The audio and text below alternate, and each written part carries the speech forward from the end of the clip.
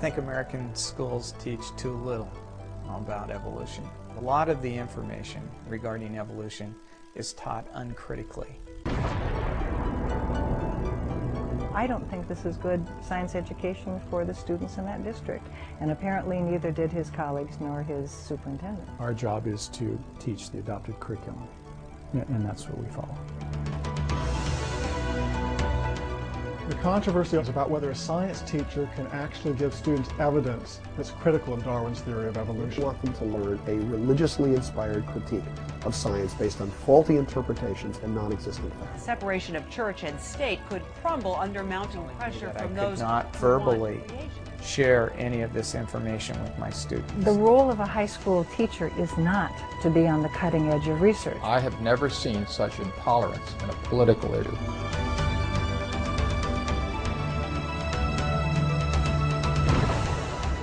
The icons of evolution, these are examples of textbook evidences that actually distort the scientific evidence.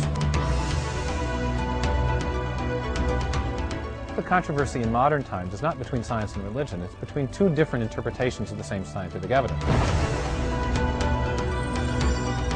Scientists are supposed to question things. Scientists are supposed to be open to new evidence. I mean, I'm a scientist. I don't know any evidence against evolution. That's okay for a PBS special, but that's not the real world. That's not what's taking place. They won't allow a debate to go on. They try to stop it. And the reason they try to stop it is they don't think they can win it.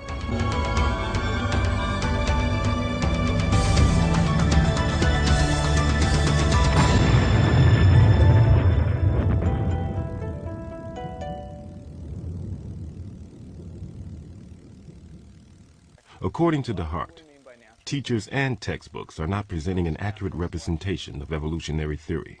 Either some of the current leading research is being left out, so it's dated, or else it's just plain misrepresented. Because of his desire for students to learn accurate science, DeHart decided to supplement the standard unit on evolution with additional materials. Then someone complained. A citizens group was organized. Groups from outside the community began to lobby the school district, and the dispute became an issue in school board elections. The controversy polarized Burlington. But there is one important and unexpected difference between John Scopes and Roger DeHart. Scopes was a proponent of evolution. DeHart is not. And those who are trying to censor him from teaching too much about evolution are not religious fundamentalists. They are supporters of Darwin's theory. I think American schools teach too little about evolution. I think that a lot of the information regarding evolution is taught uncritically. Does natural selection provide you with more information? They're not asking students to really examine the evidence given and to ask whether or not that's a plausible explanation. It's more or less regurgitate the facts, regurgitate what we've told you, and don't question. Because if you question, that means that you must have a religious belief, and that must motivate your objections to evolution, rather than the science. Caught in the middle of that clash and the shouting match. DeHart's situation caught the awareness of the national press, setting off a frenzy of media attention. The ACLU disagreed and filed a complaint with the school. Separation of church and state could crumble under mounting pressure from those who want creationism taught as science. In the local newspaper, opponents of DeHart took out a full-page ad and filled the pages with angry letters to the editor. Fanatics like DeHart and his cohorts will never be satisfied. The issue is whether students receive the education they're legally entitled to, free of contamination by the religious agenda of DeHart. Mr. DeHart stands exposed as the fox in the henhouse from which he should be ejected. When parents discovered that their children, in their view, were not being taught science, but rather were being taught basically incorrect facts and wrong science on the basis of what they thought was Mr. DeHart's religious motivation, they had every reason to petition their Board of Education for the redress of that grievance. Contrary to state law, Darwin's theory of evolution. When the Scopes trial took place in 1925, you had a large part of the country where school boards would not allow Darwinian evolution to be taught. I think that's hardly true anywhere, and certainly nobody wants that to be true today. What you have is the Scopes trial turned on its head now, because you've got people who say in school boards, you can't teach any criticism of Darwin. Often all we hear about are the creationists who are trying to stop teachers from teaching evolution. But that really is an outdated stereotype. If it ever was accurate, it certainly isn't any longer. Sort of teachers now not allowed to teach science are teachers like Roger DeHart, who are being told they can't criticize Darwin in the classroom. The Roger DeHart controversy is just typical of many in the country. What he's trying to do is show that there are serious, growing concerns among scientists about Darwinian evolution. The controversy in modern times is not between science and religion, it's between two different interpretations of the same scientific evidence. It's not science versus religion, it's science versus science. There's no controversy among scientists over whether evolution took place. I don't know anybody who argues against whether evolution took place, except for those who have religious reasons for it.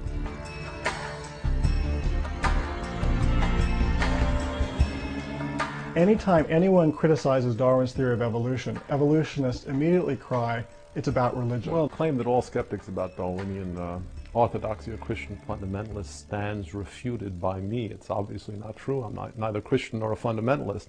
But lots and lots of people are skeptical in the scientific community. I became skeptical of Darwinian evolution early on, outside of any religious influence, just because of the complexity that I was learning about in the cell, and we use the word elegant in genetics. So I removed myself. In part, evolution was a powerful explanatory mechanism, but it seemed insufficient. School officials informed DeHart that any supplemental materials he wanted to assign, even articles from mainstream science publications, now had to be submitted for approval. I know of no other teacher who actually submitted articles to the principal for review up until my controversy. According to DeHart, his principal rejected all his requests, and he was forbidden from using any outside materials that might be critical of evolution. They went from not allowing me to introduce any supplemental materials, then to telling me that I could not verbally share any of this information with my students. The fact of the matter is, every other teacher in Burlington's school district was allowed to assign supplementary materials whenever they want. But when Roger DeHart decided to assign a few articles from mainstream science journals, they censored him. One article Roger DeHart wanted to show students was from the American Biology Teacher, the leading peer-reviewed journal for secondary school biology teachers. It was written by Jonathan Wells, a biologist with a PhD in molecular and cell biology from the University of California at Berkeley.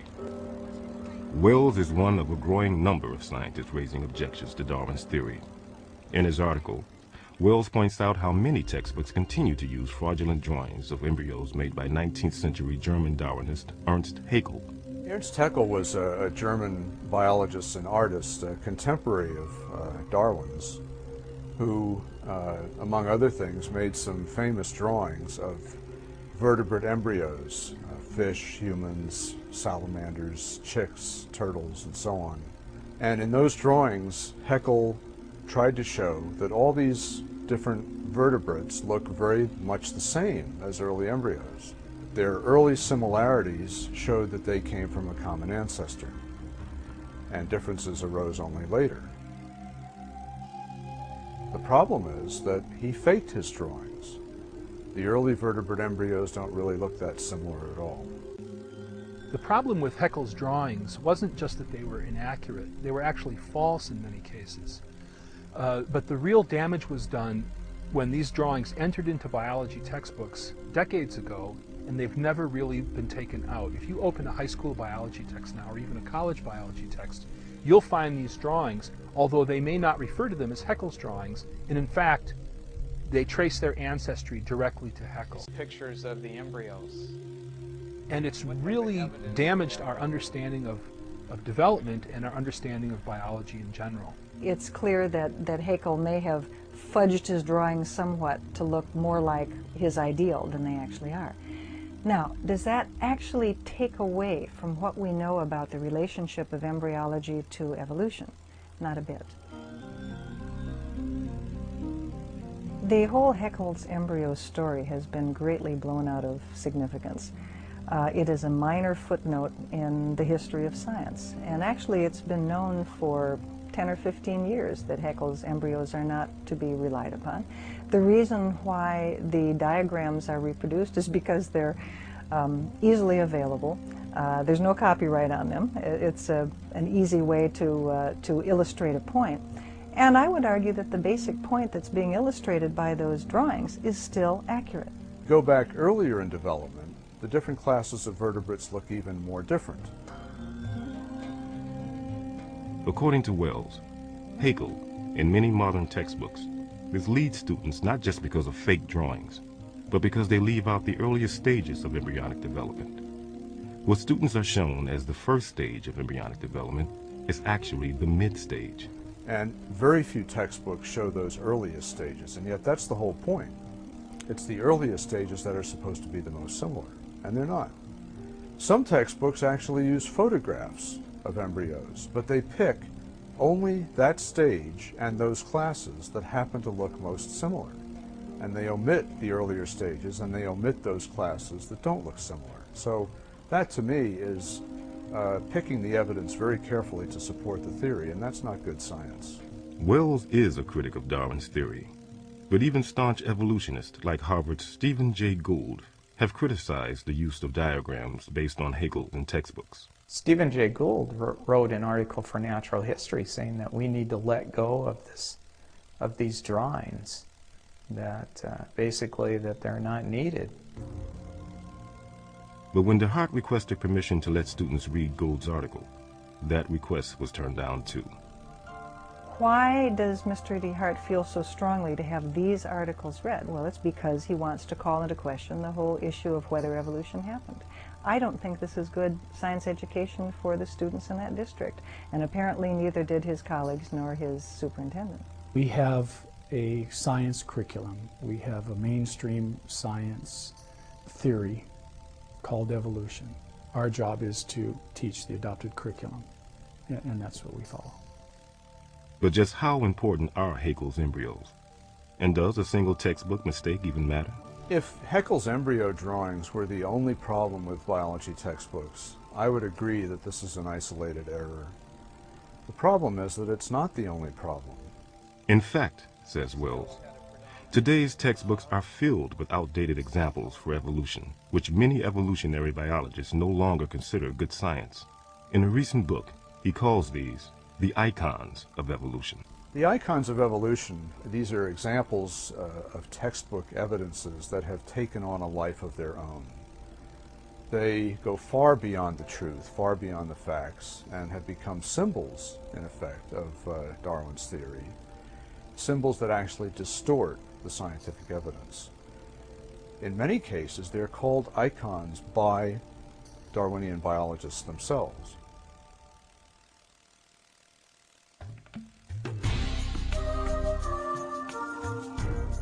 A second icon of evolution, according to biologist Jonathan Wells, are finches found on the Galapagos Islands off of South America, islands Darwin visited in 1835 on the voyage of the HMS Beagle.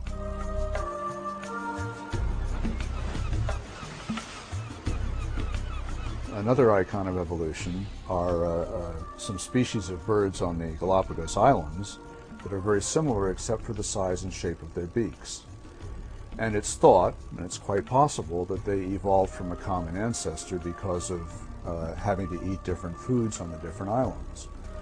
In 1994, journalist Jonathan Weiner published The Beak of the Finch, a book about research into the Galapagos finches. It won the Pulitzer Prize. Weiner argued that the finches represent the best and most detailed demonstration to date of the power of Darwin's process. Similar claims are made in many biology textbooks. The Galapagos finches are a spectacular example of evolution.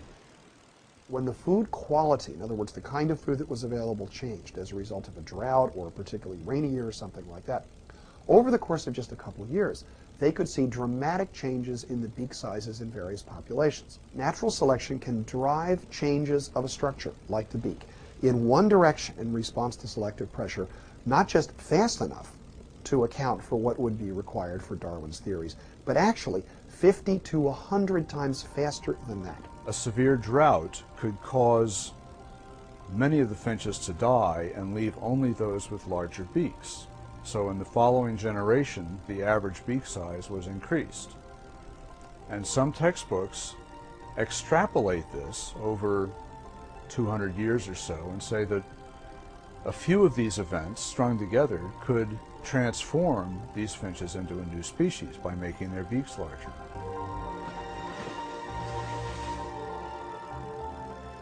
Look, the stuff about finch beaks is certainly interesting. Let's not confuse ourselves about that. The question is, can it be extrapolated, or does it represent cyclic variation? What the books fail to mention is that as soon as the rains came back, the average beak size returned to normal. There was no net evolution. What we're really seeing is just one species oscillating back and forth with no real evolutionary change. So the evidence is exaggerated to make it appear to support Darwin's theory in a way that it really doesn't. The contrary may be true. We may be seeing the development of entirely new species. The Galapagos finch starts off as a finch, and within 100 million years there'll be a Galapagos elephant. Could be. But we need a whole lot more by way of evidence than a couple of nutty journalists going down there looking at finch beaks and writing a Pulitzer Prize winning book. A whole lot more if this is to be serious science. I mean, this doesn't even pass the threshold of anecdote.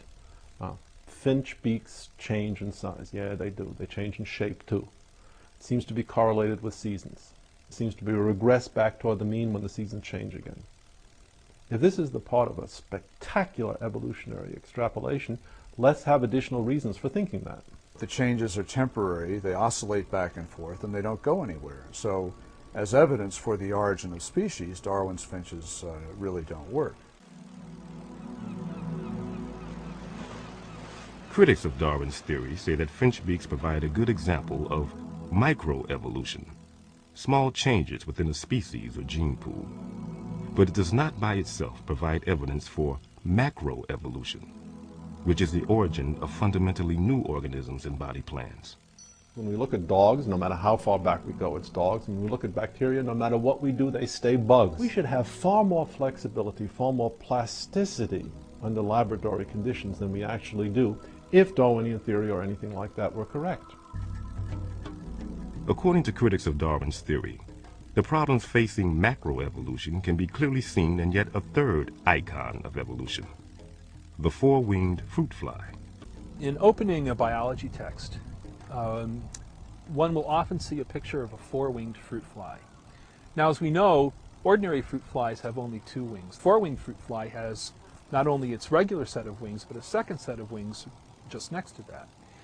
And the caption or the text will say, this is evidence for the process of evolution, that mutations affect the process of development, and you can get anomalies as interesting as a four-winged fruit fly.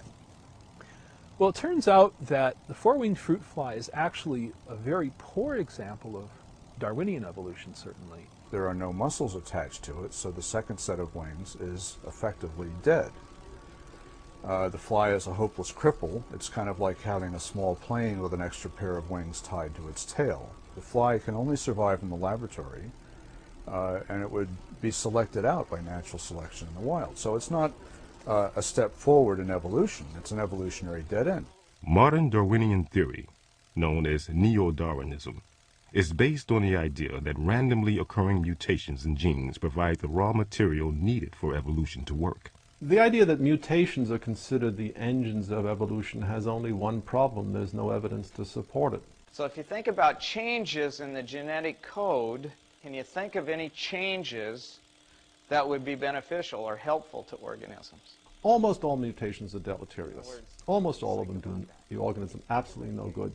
In fact, we have a devilishly hard time finding any mutations that do the organism any good whatsoever. These organisms only really survive in the laboratory. No other fruit fly will mate with them. These are not promising avenues for macroevolution. They're in fact dead ends for evolution because these mutations cannot be passed on by ordinary reproduction. It's almost as if the fruit fly says, if you want me to exist at all, I better have 2 eyes, 6 legs, 2 wings, and so on. I better have more or less the normal form. Modern Darwinists contend that there are some cases where mutations do promote evolution. Their chief example could be considered another icon of evolution: antibiotic-resistant bacteria. Antibiotic resistance, in terms of natural selection, is an excellent example. And it's used. I mean, it's one of the hallmark examples given in microevolution for support of Darwinian thought. However, I think in the last few years, it's got to be reinterpreted to a degree.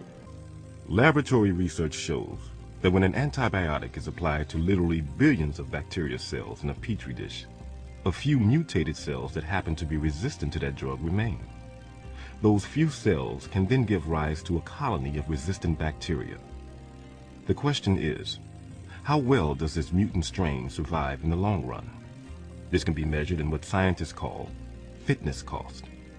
How well does this mutant bacteria survive when the drug is removed and it now must compete with the original parent bacteria?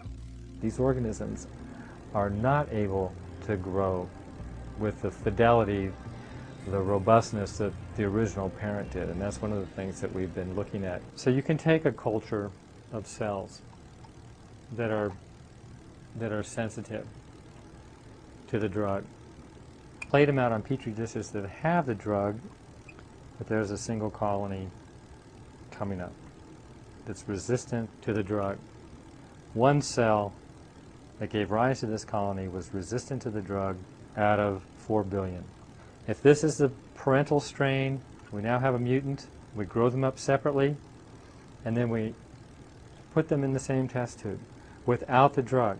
So now we've removed selection, and we can measure empirically the fitness cost in terms of how well the resistant organism can now compete with its parent. The surprising result is that in a relatively short period of time, the resistant bacteria lose out in their competition with the parent. They can't reproduce as fast, and over a short time disappear. Within 1 or 2 transfers of overnights, you can lose that population of resistant cells, and then after the 3rd transfer, the resistant isolate has been completely outcompeted by the parent. It turns out that the resistant strain has a defect in its information processing system. The cell's crippled, and there's a limit to how much change can occur. When the resistant strain comes into contact with a parental wild type in nature, the parental wild type will reestablish dominance in the population, resulting in no net evolutionary change. We're going backwards in terms of the fitness of these organisms, not forwards, is used as an example of evolution. According to critics of Darwin's theory, finch beaks, four-winged fruit flies, and drug-resistant bacteria all raise problems for the neo-Darwinian claim that random mutations and natural selection drive the development of life. But there's another part of Darwin's theory that is also being challenged by some scientists. That's the claim that all living things are ultimately descended from a common ancestor. This claim underlies perhaps the biggest icon of evolution of all, the tree of life.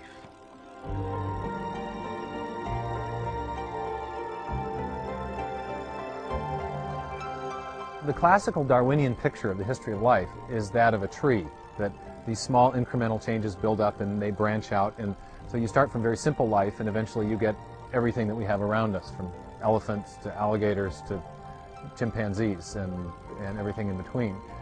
Critics say that evidence used to support Darwin's tree of life is just as questionable as evidence used for the other icons of evolution. One major piece of evidence used to support the tree of life is homology. There is the front flipper, a hand built on the same model as my own hand. Biologists define homology as similarity in structure between different organisms. Now this has the same design exactly as your arm. There's the upper My arm, textbook would show the forelimb, a hand, and it would show a bat's wing and a whale's flipper, and say because they have similar structure, have similar bone pattern, that they must share a common ancestor. and then the 5 very long fingers, just like yours. The mere pattern of the bones doesn't tell you how it happened. You have to supply a mechanism to explain how it got that way. Well, Darwin's mechanism, as understood by modern Darwinists, was genetic. You inherited similar genes, and these genes made the bones grow the way they do. The problem is that the evidence doesn't fit that explanation. According to modern Darwinism, if two structures are similar because of common ancestry, each structure should be produced by similar genes and go through a similar pattern of development in the embryo. Contrary to these predictions, biologists are learning that homologous structures can be produced by different genes and follow different patterns of development. For example, biologists consider the body segments of fruit flies and wasps as homologous. Darwinism predicts that these similarities should be due to the same gene. But in fact, different genes account for the development of body segments in these insects. This contradicts the idea that homology must point to common ancestry. In the same way, many body structures considered homologous by biologists develop in embryos in fundamentally different ways. One example is the gut in vertebrates. If the Darwinian theory were correct, the process by which the gut is constructed should itself be homologous. In fact, this isn't the case. We know, for instance, that in different vertebrates, the gut is constructed in very different ways during development. In sharks, the gut develops from cells in the roof of the embryonic cavity. In lampreys, the gut develops from cells on the floor of the embryonic cavity. And in frogs, the gut develops from cells in both the roof and the floor. So you have a homologous structure in vertebrates that is built in one way in a shark, in one way in a lamprey, in another way in frogs, and you've got these very different developmental pathways converging to the same structure.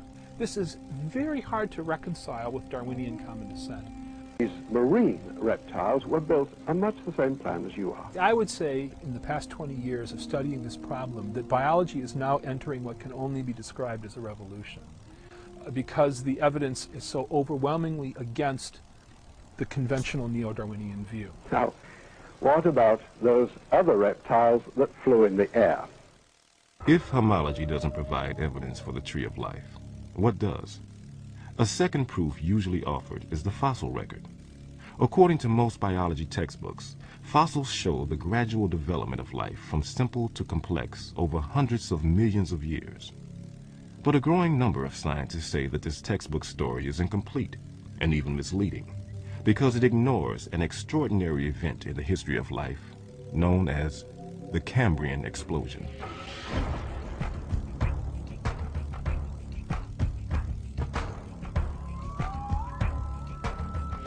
The Cambrian explosion is a term that refers to the geologically sudden appearance of all the major, or most of the major groups of animals at about the same time, geologically speaking.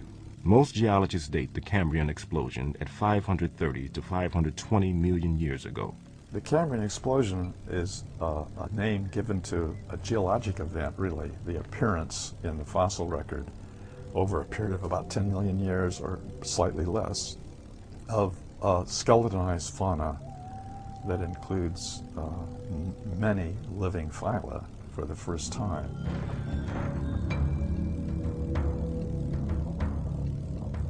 Animals with similar body plans are grouped together to form various phyla. Indeed, if you look at the tree of life, you can infer that nearly or all living phyla had evolved by the end of the explosion period. The Cambrian explosion has been called life's Big Bang, or at least animals' Big Bang, because in the Cambrian explosion, most of the major forms of animals appear very suddenly in a geological sense.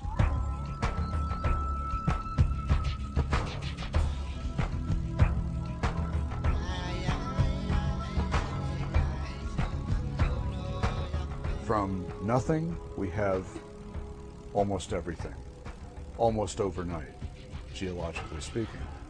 This remains mysterious. Nobody really understands how this happened.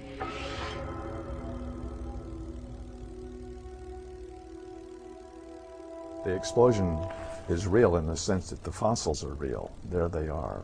Explaining it, however, is controversial.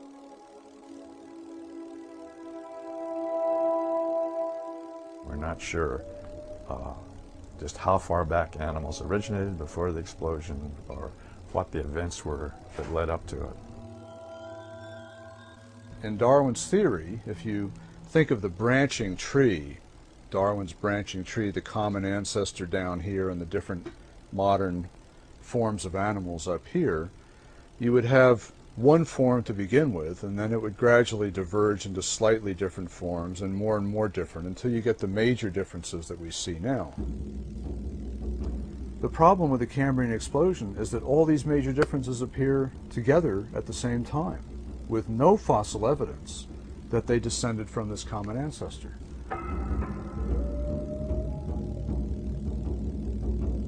You have a sudden emergence of new biological form and structure. And the suddenness of it defies the Darwinian mechanism's ability to produce new structure. Darwin believed that his mechanism must act slowly through small, gradual, incremental changes. And as a result, he expected to find many transitional intermediate forms from the very simplest organisms to the first animals. Darwin knew about the Cambrian fossil record, and he considered it a serious problem for his theory. He hoped that future fossil collecting would fill in the gaps somewhat and make the theory more plausible. But in fact, 150 years of continued fossil collecting have made the problem worse. Many more types of animals were involved than Darwin knew about. So it's actually more of an explosion now than Darwin thought it was. Most biology textbooks, however, supply little information about the Cambrian explosion, if they even mention it at all. My textbook gives a one-sentence statement, just that there was this Cambrian explosion of life. But then it goes on to give a traditional Darwinian theory as to this slow, gradual evolving process. DeHart wanted to supplement the solitary sentence in the biology textbook with an article that appeared in the Boston Globe. The article reported on cutting-edge research by Chinese scientist J.Y. Chen, an internationally respected paleontologist at the Nanjing Institute of Paleontology and Geology. Chen's discoveries in the fossil beds in Xinjiang, China, have rocked the scientific establishment.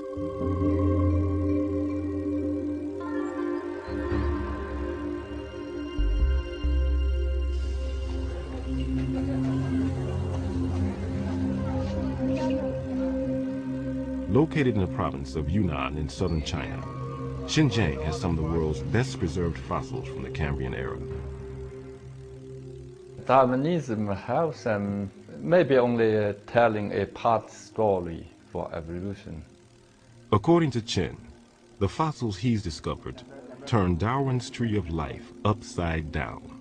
Darwin's tree, reverse courtship, very unexpectedly, our research is convincing major phyla starting down below at the beginning of Cambrian.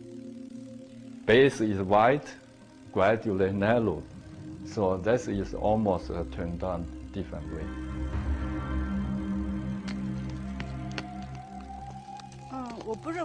I do not believe that animals developed gradually from the bottom up. I think the animals suddenly appeared. Among the Xinjiang animals, we have found 136 different kinds of animals, and they represent diversity in the level of phyla and classes. So the sudden appearance makes them very special. One view that many paleontologists hold is that though the phyla appeared suddenly during the Cambrian explosion, there must have been a long period of evolutionary development before that event. Some people believe that it was a very rapid origin of these body plans. Other people believe that it was a long, gradual build-up to it, which I think is probably right. But there must have been a prehistory in which it started at the bottom and worked up to the phyla. If there was a long history of evolution prior to the Cambrian explosion, there should be an abundance of transitional fossils. Or perhaps those animals were too small or soft-bodied to be preserved. The Darwinists have known since the 19th century that the Cambrian explosion did not conform to the picture of life that Darwin proposed. But one of their explanations for that was something called the artifact hypothesis, the idea that we were simply not sampling the fossil record sufficiently to find the missing transitional intermediates. In the strata just beneath the Cambrian fossil beds, we have a very favorable environment that would have preserved ancestral forms of these animals had they existed. So one of the versions of the artifact hypothesis was the claim that we don't find these missing Precambrian animals because they were too small and they were soft-bodied. And what we now find in the Chinese fossils, in the beds just beneath the Cambrian explosion, are perfectly preserved, soft-bodied tissues, sponge embryos that are, of course, soft and microscopic.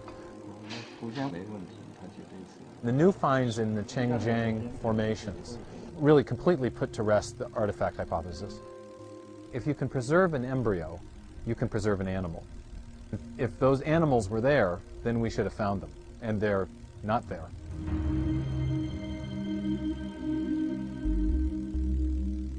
Some defenders of Darwin's theory argue that random mutations in a special set of genes called Hox genes are responsible for dramatically speeding up the evolutionary process during the Cambrian period. But what's interesting to me is that these genes are turned on late in development, long after the body plan is established. A fruit fly is already a fruit fly embryo before the Hox genes kick in. The same for a human, or a worm, or a starfish. So without a mechanism for sudden mutation, or a record of transitional fossils, critics say Darwin's theory lacks the evidence it needs to account for the remarkable Cambrian explosion.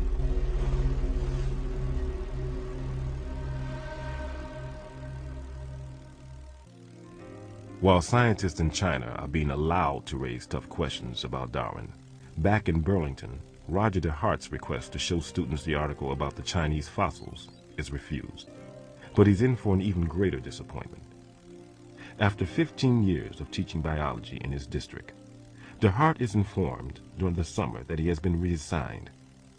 His biology courses will be taught by someone just out of college who majored in physical education, not biology like DeHart. Certainly, we knew that there would be people that would be concerned, people that would think we were trying to do something to Roger. But that's not why we make decisions around here. Regardless of the reasons for DeHart's reassignment, the question still needs to be asked. Does a high school teacher have the right to present information critical of an accepted scientific theory? And just how should public schools handle a controversial issue like evolution? A very popular American tradition is the fairness, or let's let all sides have their say, and so forth. This is a wonderful cultural tradition. It's irrelevant in science. It sounds really unfair, but it isn't the job of the high school teacher to decide that students need to be exposed to views that are on the fringe of science. I mean, the job of the high school teacher is to try to communicate the consensus view of science. Otherwise, you're really misleading those kids. But what happens if scientists have different views? Who is to say whose views should be heard? School districts face jeopardy if they allow the science classroom to be used as a means of religious indoctrination. But they also face jeopardy if they engage in viewpoint discrimination. The Supreme Court has been very clear that school boards have no right to remove offending viewpoints simply because they disagree with them. Even if some scientists challenge evolution, are high school teachers and their students equipped to hear about such disagreements? The role of a high school teacher is not to be on the cutting edge of research, and it's not doing the students any service to confuse them about some of the esoteric elements of a scientific discipline. I find the fact that they think that freshmen aren't capable of looking at facts and looking where they lead very insulting. I'm a little insulted if someone says that, you know, having more than one side to a theory is going to be too complex for a high school mind. This is biology 101. I mean, they have kids' books on the topic. If they think that we cannot handle or we are not capable of understanding the complexities of the argument, we shouldn't be in high school. My experience is students will rise to the occasion, and the more controversial, the more interested they'll become. Often controversy is the way to get students involved in any discipline. The idea that the high school has to be a kind of enlarged locker room where only the coach's pep talk is considered reasonable. That should be repugnant. That's not really how we want an educational establishment to be run, is it? Let's give high school students the benefit of the doubt. Let's say that they're a whole lot more intelligent, presentable, better dressed, better groomed, smarter, more sophisticated than they give every appearance of being. Right now they're treated to a dogma, and when they know it's a dogma, they lose interest. So real education will take place when students are allowed to know there's a controversy in science. The debate over how to teach evolution is likely to get more intense. As part of a landmark education law passed in 2001, Congress mandated that each state develop uniform standards for teaching science. Defenders of Darwin's theory want these standards to discourage any discussion of alternate viewpoints about evolution. But Congress encouraged states to adopt a more inclusive approach, urging that where topics are taught that may generate controversy, such as biological evolution, the curriculum should help students to understand the full range of scientific views that exist, why such topics may generate controversy, and how scientific discoveries can profoundly affect society. Congressional support for teaching both sides of the evolution debate has been bipartisan and spanned the political spectrum. I think there are many benefits to this discussion that we hope to encourage in science classrooms across this country. And I frankly don't see any downside to this discussion. That we are standing here as the Senate in favor of intellectual freedom and open and fair discussion. We want the children to be able to talk and speak and examine various scientific theories with the basis of all of the information that is available to them. There are increasing signs that the public agrees that teachers should be able to present more than one view about evolution. According to a recent Zogby poll, 71% of Americans agree that biology teachers should teach Darwin's theory of evolution, but also the scientific evidence against it. Only 15% of the public think that biology teachers should teach only Darwin's theory and the scientific evidence that supports it. And in the scientific community, growing numbers of scholars are expressing doubts about Darwin's theory and calling for an open hearing for their views. More than 100 scientists, including scholars from Yale, Princeton, MIT, and the Smithsonian, signed on to a statement declaring that they were skeptical of claims for the ability of random mutation and natural selection to account for the complexity of life. Careful examination of the evidence for Darwinian theory should be encouraged.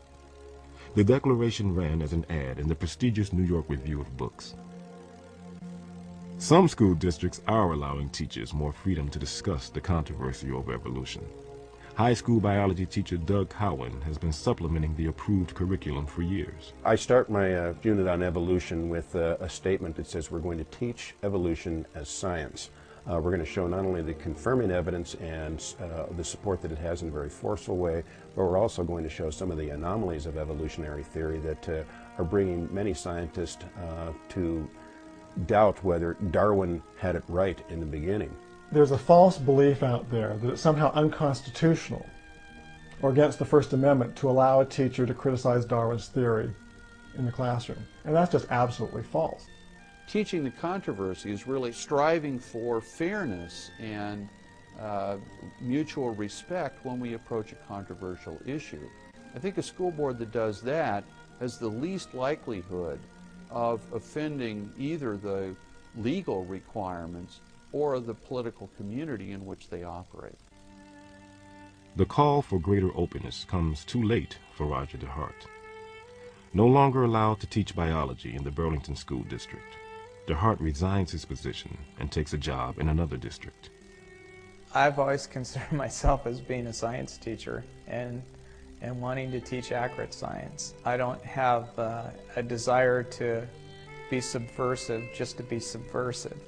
I see my job as being a science educator and showing students this search for truth and what researchers have actually found. The Scopes trial stereotype is really now exactly 180 degrees out of sync. The image of the bold, free-thinking evolutionary scientist who was trying to seek the truth, no holds barred, and he was being suppressed by religionists who were threatened by the truth of science. Now I think we have almost exactly the reverse situation. The people who are really suffering are the students. They're the ones that are not learning the truth about the science and how it's developing. They're being held back. We are not serving our students well by not allowing them to hear different points of view.